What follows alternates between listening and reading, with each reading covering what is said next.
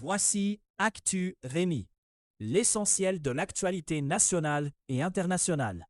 Aujourd'hui, vendredi 3 avril, les tensions au Moyen-Orient dominent l'actualité, avec des efforts diplomatiques et un vote attendu à l'ONU. Au pays, des enjeux de santé publique, de protection des jeunes et de données policières retiennent l'attention. Géopolitique. À New York et à Londres, des dirigeants européens et du Moyen-Orient ont tenté d'élaborer un plan pour rouvrir le détroit d'Ormuz. Cette voie maritime reste largement fermée depuis le début de la guerre en Iran. Le président américain Donald Trump a affirmé prévoir encore 2 à 3 semaines de conflit. Les États-Unis et Israël ont poursuivi leurs bombardements contre l'Iran. L'Iran a continué ses frappes contre des pays du Golfe et contre Israël. Le Conseil de sécurité des Nations unies doit voter vendredi une résolution portée par Bahreïn. Le texte vise à autoriser l'usage d'une force dite défensive pour protéger la navigation dans le détroit d'Ormuz. L'Iran y a imposé un verrouillage, en riposte aux frappes américano-israéliennes ayant déclenché la guerre il y a environ 1 mois. Cette pression sur la route maritime menace les approvisionnements en carburant et secoue l'économie mondiale. À Téhéran, des informations font état d'une hausse des frappes touchant des cibles non militaires. Une attaque sur le plus haut pont d'Iran, dans la nuit, a tué 8 personnes et fait 90 blessés. D'autres sites civils ont aussi été touchés, dont des aéroports civils, des dépôts de carburant et des hôpitaux.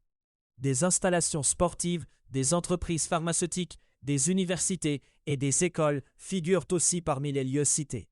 En Birmanie, le chef de la junte militaire a été élu président à l'issue d'un vote parlementaire. Le général Min Aung Hlaing dirige le pays depuis le coup d'État de 2021. Il a récemment cédé son poste militaire formel, comme l'exige la Constitution, avant l'élection. Le nouveau chef militaire en fonction est présenté comme l'ancien responsable des services de renseignement du pays. Des groupes de surveillance décrivent ce processus politique comme une vitrine civile. Aux États-Unis, Washington a levé des sanctions visant la présidente par intérim du Venezuela, Delcy Rodríguez.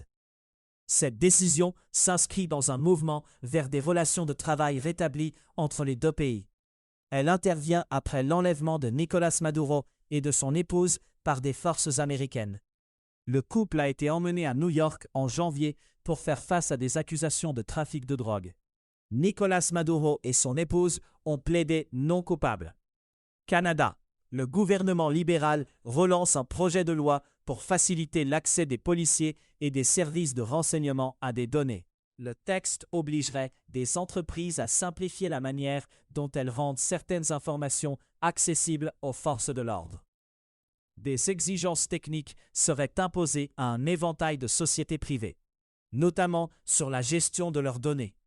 Le coût global de ces changements n'est pas chiffré à ce stade.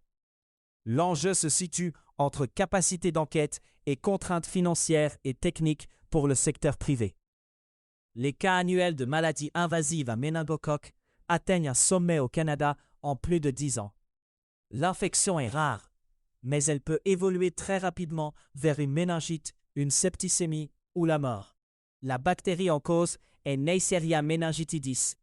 Les enfants et les jeunes adultes figurent parmi les plus touchés par cette hausse.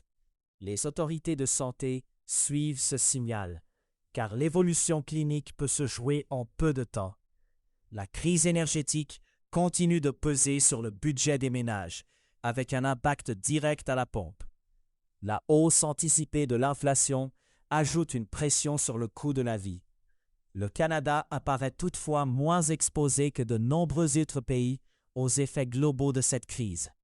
La question centrale reste la capacité du pays à absorber des chocs de prix, sans être au premier rang des vulnérabilités. Au Québec, une fraude présumée au sirop d'érable a été mise au jour chez un grand producteur. Des tests ont établi que du sirop avait été adultéré avec du sucre de canne. Le produit aurait été vendu à des chaînes d'épicerie. Une opération d'enquête a utilisé de fausses identités et des enregistrements clandestins. Le dossier soulève des questions de traçabilité et de contrôle pour un produit emblématique. À Montréal, une coroner critique la direction de la protection de la jeunesse après le suicide d'un adolescent de 16 ans. L'enquête souligne une intervention limitée, malgré de nombreux signaux d'alarme. Le jeune avait notamment cessé de fréquenter l'école dès l'âge de 12 ou 13 ans. Le rapport met en cause la capacité des filets de protection à maintenir un suivi actif. L'affaire relance le débat sur la coordination entre services et la continuité des interventions auprès des adolescents vulnérables. Science. La mission Artemis II est en cours, avec un équipage en route vers la Lune. C'est la première mission habitée vers la Lune depuis plus de 50 ans. Un allumage de propulseur a été réalisé avec succès pour engager la trajectoire. Les astronautes ont quitté l'orbite terrestre, une première pour des humains depuis 1972. La trajectoire vise un survol autour de la Lune, avec un passage planifié du côté éloigné.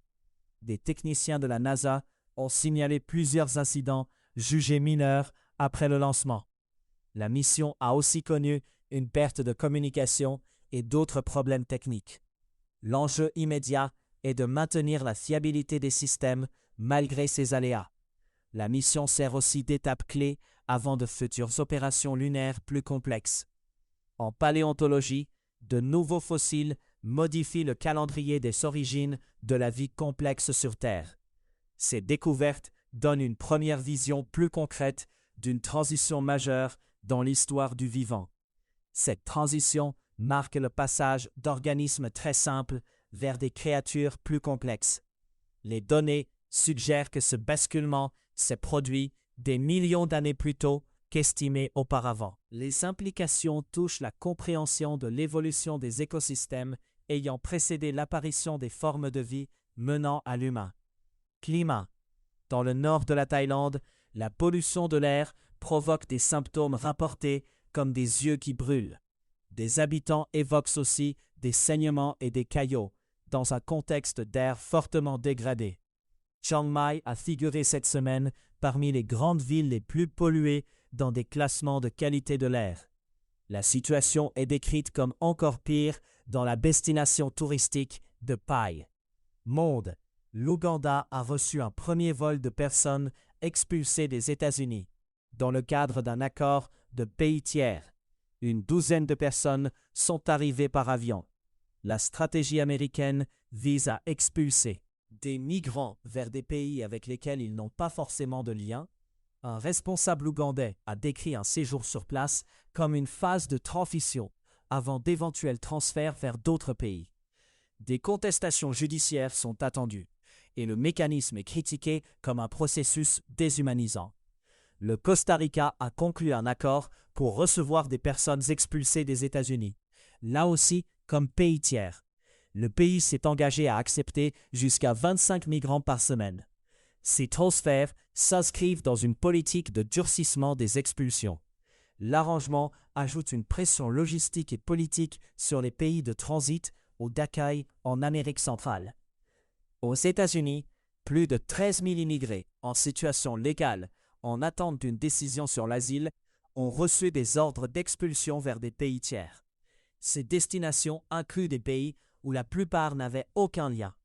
La mesure place des demandeurs d'asile dans une situation d'incertitude prolongée. L'enjeu touche à la fois les droits procéduraux et les conditions concrètes d'accueil dans des pays de renvoi. Le mécanisme crée aussi des cas complexes de suivi quand la destination finale reste indéterminée. Économie. Sur les marchés des matières premières et des devises, l'or s'établit à 4 668 $ américains, en hausse de 1,1% sur 24 heures. L'argent se négocie à 73 $ américains, en hausse de 2,2% sur la même période. Le Bitcoin évolue à 66 889, en hausse. Le dollar canadien s'échange à 0,719 $ américains. Le blocage du détroit d'Ormuz affecte aussi l'approvisionnement mondial en hélium. L'impact ne se limite donc pas au pétrole. La fermeture perturbe une chaîne d'approvisionnement déjà sensible, car l'hélium dépend de circuits logistiques spécialisés. Cette contraction de l'offre complique l'accès à une ressource utilisée dans plusieurs secteurs. Le point central reste la dépendance aux routes maritimes pour des produits critiques.